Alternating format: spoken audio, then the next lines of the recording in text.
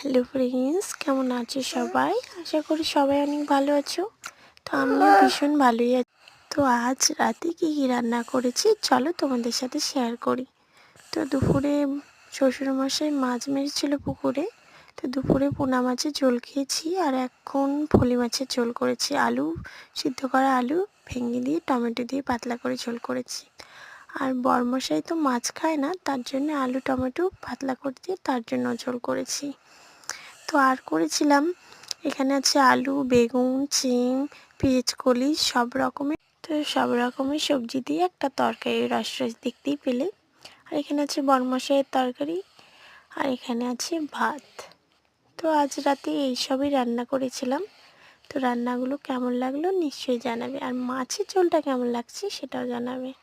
তো তোমরা রাতে কী দিয়ে ভাত খেলে নিশ্চয়ই জানাবে আমাকে প্লিজ।